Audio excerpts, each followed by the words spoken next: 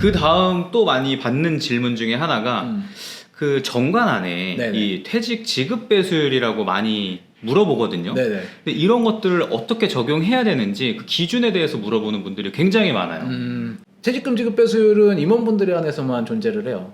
그쵸? 근데 이게 뭐 예전에는 배수율에 대한 기준 자체가 없었어. 계산을 했는데 1억이 나왔는데 지급 배수율 곱하기 10개 해줬다. 그러면은 1억이 아니라 10억도 받아갈 수 있었던 거죠. 그럴 수 있나요? 할 수 있었어요. 그게 이제 점차적으로 규제가 가해지면서 네.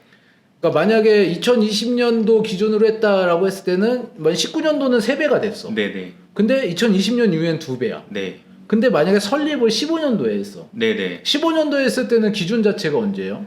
20년 기준이 이전이잖아요. 네네네. 그러면은 이때는 3배였잖아요. 네네. 근데 지금 현재 봤을 때는 2배잖아요. 그쵸. 그럼 어떻게 적용을 하냐? 네. 이 얘기를 제일 많이들 물어보시는 네네네네. 거죠. 개정하는 당시에 정관이 네. 만약에 지금 만약에 체크를 하고 변경을 하시고 저 개정을 하시잖아요. 네네. 그랬을 때 지금은 배수율이 몇 배예요? 지금은 2배수죠. 2배죠. 네. 그러면 15년도부터 시작해서 2022년도까지니까 7년? 7년? 네네네. 7년이라는 시간 곱하기 결국은 곱하기 뒤에 2냐 3이냐 요거잖아요. 그쵸. 지금의 변경 배수가 2배를 했잖아요. 네. 그럼 2배가 맞으세요. 아, 3배수로 하면 안 되는 거예요? 안 되죠. 그러니까 뭐 앞에는 3배수, 뒤에는 네. 2배수 이렇게 하실 수도 있는데 네. 2배수가 맞아요. 아. 저는 일단은 2배수가 맞다. 네네네. 그렇게 얘기를 드리고 뭐 예외적인 부분은 둘 수도 있겠죠. 네네. 하지만 원론적으로는 2배수가 맞다. 제가 여기서는 그렇게 말씀드려야 돼요. 네네. 왜냐면 많은 분들이 듣고 계시니까. 네, 그렇죠. 최대한 2배수가 보수적으로. 네, 전 2배수가 맞다고 했습니다. 네. 알겠습니다. 네. 이건 또 디테일한 내용은 또 개인적으로 여쭤봐야겠네요. 아니, 네네네. 네네네. 네. 이 부분은 뭐 빼도 좋고요. 네. 네. 알겠습니다. 이제 마지막 질문인데요. 현실적으로 퇴직을 안 하셨어요. 그러면은 이런 분들이 만약에 중간 정산을 하게 되면 어떻게 해야 되는지 간단하게 좀. 두 가지로 좀 나눠서 말씀을 드릴 수가 있을 것 같아요.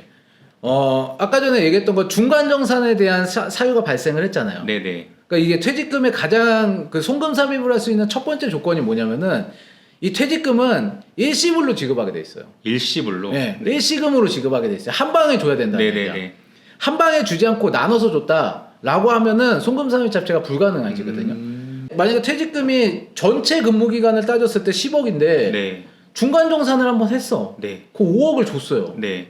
근데 5억을 주고 나머지 그 중간정산에 대한 아까 전에 명확한 사유가 있다. 네. 있다라고 하면은 중간정산을 했는데 명확한 사유가 있다라고 하면 그때 5억 주고 지금 5억 줬어. 네. 그럼 이 부분에 대해서 납입된 거는 두 번에 나눠서 납입됐잖아요. 그쵸. 근데 첫 번째 조건이 뭐였어요? 일시금으로 지급해야 된다는 네네. 거잖아요. 일시금으로 줘야 되는데 두 번에 나눠서 내면은 원래는 송금사유이 안 돼. 오. 그죠? 근데 중간정산의 경우는 특별한 사유라고 그랬잖아요. 네네. 그 사유가 존재하고 실질적으로 인정이 되는 상태라고 하면은 이 금액도 송금삽입이 가능해요.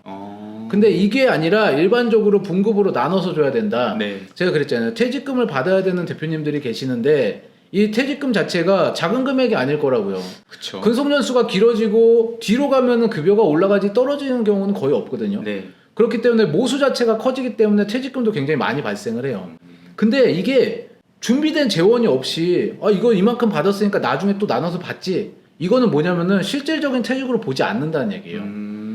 실질적인 퇴직으로 보지 않는다는 건 뭐냐? 그럼 이 금액 자체를 네가 퇴직하는 그 마지막 날까지는 지급을 했잖아요, 만약에. 네네. 그럼 이때부터 퇴직하는 네가 실질적으로 인정하는 그날까지는 얘에 대해서 대여금으로 보겠다예요.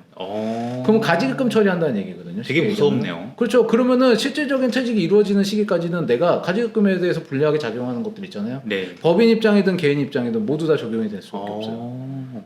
그래서 제가 이 얘기를 진짜 많이 드리는데 이 부분에 대해서 되게 그 퇴직 재원이라는 거에 대해서 일반적으로 준비가 안 되신다. 네. 송금 삽입이 안 되는 퇴직금은 사실은 법인 입장에서도 되게 부담이 되는 거잖아요. 그렇죠. 법인 입장에서도 그렇고 대표 입장에서도 받으면 안 되는 거죠. 가지급금의 형태로 나타날 거니까. 그럼 뭐냐? 퇴직 재원에 대해서 정확하게 별도로 마련을 해주셔야 돼요. 그게 안 된다. 별도의 재원이 마련되지 않고 있다라고 하시면은 정말 신중하게 진짜 다시 한번 진지하게 이 부분에 대해서는 고민을 하셔야 될 거예요. 마지막 포인트도 너무 좋았던 포인트인 것 같아요. 일단 퇴직 재원도 준비가 필요한 거고 네. 또 퇴직을 하실 때는 일시금으로 준비를 하시는 방향으로 좀 잡아주시고 중간 정산도 특별한 사유가 있어야 된다. 근데 정확한 사유가 명시가 되고 준비가 돼 있는 상태라고 하면 가능하시지만 그렇지 않다라고 하면은 굉장히 모호한 경우가 생기는 거고요. 네. 대표님들이 제일 먼저 체크해 보셔야 되는 게 대표님 연봉이 네. 연봉제인지 호봉제인지도 잘 모르세요. 근데 그 부분에 대해서도 한번 고민을 해보셔야 돼요. 중간정산을 하셨는지 안 하셨는지에 대한 것도 좀 필요할 거고, 중요한 거는 결국은 대표님이 퇴직금을 준비하신다는 건 뭐냐면은 그만큼 열심히 일하셨고 거기에 대한 대가를 받아가셔야 돼요. 네. 근데 그 대가가 정당하게 일했는데 정말 봐줄 수 있는 대가여야 되는데 준비가 안 된 상태에서 가져왔을 때는 그게 대가가 아니라 빚이 될 수 있어요. 법인이 나한테 빌려주는 이상한 형태가 될 수 있다. 네네. 그건 뭐냐, 갚아야 되는 돈이 될 수도 있다는 얘기죠. 그렇기 때문에 그 상황 연출하지 마시고 퇴직재원 같은 경우는 정말 철저하게 준비를 하세요. 네네. 그래야 대표님이 노후가 준비가 되시는 거고 그만큼 일한 대가에 대해서 정당하게 가져가실 수 있을 겁니다. 너무 좋습니다. 그래서 이 영상을 보신 분들 중에서 일단 대표님께서 연봉제인지 호봉제인지 확인 한번 해보시고, 만약에 잘 모르시겠다 혹은 퇴직재원에 대해서 어떻게 해야 되는지 모르시겠다 하시면은 저희가 더보기란에 오너스 경영연구소 무료 상담 신청할 수 있는 링크가 있으니까요, 그쪽으로 많이 문의 남겨주시면 좋겠고요.